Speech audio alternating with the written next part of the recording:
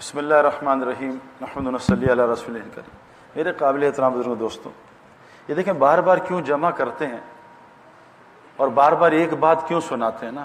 ہمیں بعض دفعہ میں حرم میں نماز پڑھ رہا تھا تو ایک نوجوان میرے پاس آیا تو مجھ سے آ کے کہتا ہے سعید بھائی آپ تبلیغ والے ایک ہی بات سناتے ہیں کیوں؟ تو میں نے اس سے کہا تم بتاؤ تمہیں حرم کا قاری کون سا اچھا لگتا ہے؟ کہتا ہے شیخ سدیس بہت اچھے لگتے ہیں۔ میں کہا شیخ سدیس مغرب میں پھر سورہ فاتحہ سنائیں گے، ان کو کہنا کچھ اور سنا دیں، نعت سنا دیں جنید جمشید کی۔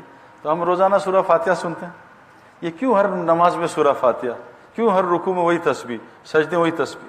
انسان مٹی کا بنا ہے، مٹی کو روزانہ ہی پانی ڈالنا پڑتا ہے، روزانہ پانی ڈالنا پڑتا ہے، وہ مٹی کی ضرورت ہے، ہم مٹی کے بنے، روزانہ پانی ڈالو، اس میں ایک ہی پانی ڈالو، بار بار ڈالو، روزانہ سورہ یاسین پڑھو۔ جو روزانہ سورہ یاسین پڑھے گا صبح، سارے کاموں میں اللہ اس کی مدد کریں گے۔ جو روزانہ سورہ ملک پڑھے گا اس پہ قبر کا عذاب نہیں ہوگا۔ روزانہ روزانہ روزانہ۔ آج مسئلہ یہ دیکھو، اللہ نے حضرت محمد صلی اللہ علیہ وسلم کو جو اتنا اللہ سے کنیکٹڈ تھے کہ 24 گھنٹے آپ کا کنیکشن صرف ایک دفعہ اللہ سے کٹتا تھا جب آپ قضاء حاجت کے لیے جاتے تھے۔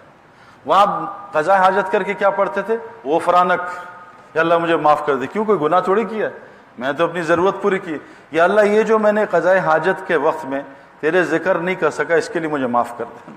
آپ سوتے میں بھی کنیکٹڈ رہتے تھے، آپ کا وضو نہیں ٹوٹتا تھا۔ آپ کو بھی اللہ قرآن میں کہہ رہا ہے، سورہ کہف کی آیت ہے، اے میرے نبی آپ بھی اپنے آپ کو ایسے محلوں میں بیٹھنے کا پابند بنا لیں جہاں لوگ صبح شام اللہ کا ذکر کرتے ہیں۔ اللہ کے نبی کو بھی صبح شام بیٹھنے کا حکم ہے، تو ہمیں یہ سارا حکم ہمارے لیے ہے، اور ہمیں فرمایا نبی کی اتباع کرو۔ تو آج ہم صبح شام کہاں ہوتے ہیں؟ صبح بستروں میں ہوتے ہیں اور شام کو کاروبار میں یا دکانوں میں ہوتے ہیں۔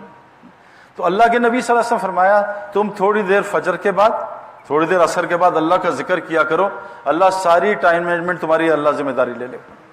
2 دفعہ کہا بس مجھے وقت دو، فجر کے بعد عصر کے بعد تھوڑی دیر میرا ذکر کر لو، میں ساری ٹائم مینجمنٹ کی ذمہ داری خود لیتا ہوں۔ آج مسلمان دیکھو ٹائم مینجمنٹ اس کی کتنی آؤٹ ہوئی ہے، کتنا پھنسا ہوا ہے دنیا میں۔ میرے پیارے دوست بزرگوں، دیکھیں یہ ایک نظام ہے اللہ کا، اس نظام کو سمجھنے کی ضرورت ہے۔ ایک دیہاتی آدمی کسی شہری آدمی کے گھر گیا، تو شہری آدمی کے گھر میں 2 پورشن تھے، ایک پردہ لگا تھا، پیچھے اس کی فیملی تھی، اور یہاں سامنے ڈرائنگ روم تھا جہاں لوگ بیٹھتے تھے مہمان۔ تو جب دیہاتی آدمی شہری آدمی کے پاس گیا تو شہری آدمی نے اس سے پوچھا کچھ کھائے گا؟ دیہاتی تھا، ہاں، کہا بھوک لگی کھلا دو۔ اس نے کہا پہلے فروٹ کھاتے ہیں پھر مین کورس آئے گا۔ فروٹ اس نے آرڈر دیا، آواز دی بھائی فروٹ بھجوا دو، تو پردے کے نیچے سے ہاتھ آئے، فروٹ آ گیا، فروٹ کھا لیا اس نے۔ تھوڑی دیر بعد اس نے کہا بھائی کھانا بھجوا دو، تو پردے کے نیچے سے ہاتھ آئے، کھانا بھی آ گیا۔ پھر تھوڑی دیر بعد اس نے کہا کعبہ لے آؤ، پردے کے نیچے سے آیا، کعبہ بھی آ گیا۔ تو شہری آدمی نے کہا دیہاتی سے کہ اور کچھ؟ ان کا ایسا ایک پردہ مجھے بھی دلوا دو۔ تو پینڈو جو ہے پردہ لے کے چلے، انہوں نے لے لو۔ اس نے اپنے پنڈ میں جا کے پردہ لگا دیا، کہا پینڈو تمہیں اپنی کرامت دکھاؤں، اور پردہ لگا کے 500 آدمی بلا لیے۔ اب پردے کو آرڈر دیا لاؤ، کہا وہ فروٹ لاؤ، کوئی فروٹ نہیں آیا۔ انہوں نے کہا کھانا کھلاؤ، کوئی کھانا نہیں آیا۔ کہا اللہ کے واسطے ذلیل نہ کراؤ، کعبہ ہی پلا دو، کعبہ بھی نہیں آیا۔ سارے غیبی نظام چل رہا ہے جس کو آج مسلمان دیکھ نہیں پا رہے۔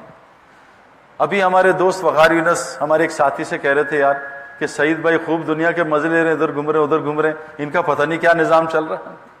اور یہ جو نظام جو آج دنیا پھنسی ہے، میں اس میں پھنس کے 20 سال غرق ہو کے آ رہا ہوں اس نظام میں۔ مسلمانوں کا مسئلہ یہ ہے کہ وہ اللہ کی ماننے کو تیار نہیں۔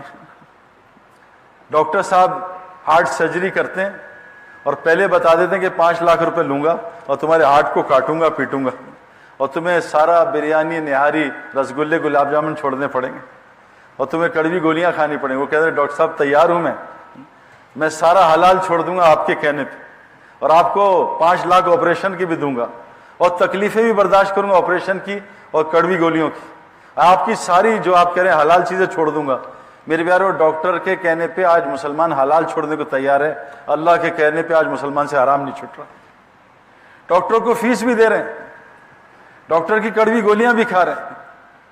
میرے پیارو، ایمان نیکی کرنے کو نہیں کہتے، صرف نیکی تو بہت چھوٹے ایمان سے ہو جاتی ہے۔ آپ خود جج کریں، آج مسلمانوں کی مسجدوں میں نماز پڑھنے والے زیادہ ہو گئے ہیں۔ مسلمان حج کرتا تھا 1,50,000، ایک آدمی نے ہمیں عرب نے بتایا کہ میں نے میرے باپ نے 1952 میں 2 آدمیوں کو طواف کرتے دیکھا تھا. آج سارا سال طواف ایسے ہوتا ہے جیسے سارا سال حج ہو رہا ہے. اتنا طواف ہوتا ہے روزانہ. مسجد نبوی 24 گھنٹے کھولنی پڑی, اتنا رش ہوتا ہے روضے پہ. پہلے بند کر دیتے 10 بجے. آج طواف بھی بڑھ گیا ہے, حج بھی بڑھ گیا ہے, اور مدینے میں حاضری بھی بڑھ گئی ہے, مسجدوں میں لوگ بھی بڑھ گئے ہیں. لیکن مسلمانوں کے حالات کیوں ٹھیک نہیں ہو رہے؟ حالات تو دن بہ دن خراب ہو رہے ہیں. مسلمان روزی میں اور تنگ ہو رہا ہے, مسلمانوں کے آپس کے اختلافات بڑھ رہے ہیں, مسلمانوں کے گھر کے حالات ٹھیک نہیں, بیویاں اور تنگ کر رہی ہیں, بچے اور تنگ کر رہے ہیں, سب کچھ آؤٹ ہو رہا ہے. وجہ کیا ہے؟ ہم تو سارا دن دور کی دیکھتے ہیں نا, ہندوستان پاکستان. بھائی گھر میں بھی تو ہندوستان پاکستان ہے. اس گھر کا کیا کریں؟ بیویاں شوہر بنی ہوئی ہیں, بچے ماں باپ بنے ہوئے ہیں, اس کا کیا کریں؟ تو جو ہم آج زندگی گزار رہے ہیں اس سے حالات تو ٹھیک نہیں ہو رہے. حالات ظاہر کی چیزوں کو ٹھیک ہونے کے لیے کہتے ہیں, حالات تو اندر کے حال کا نام ہے.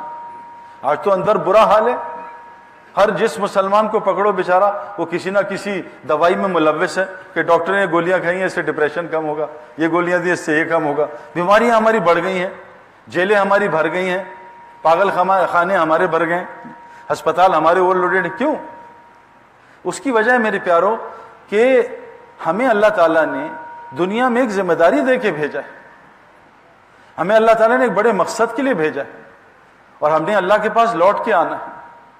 جو سب سے بڑی غلطی مسلمان یہ کر رہے ہیں, اللہ نے مسلمان کو دنیا میں مرنے کے لیے بھیجا, یہ جینے کی کوشش کر رہے ہیں.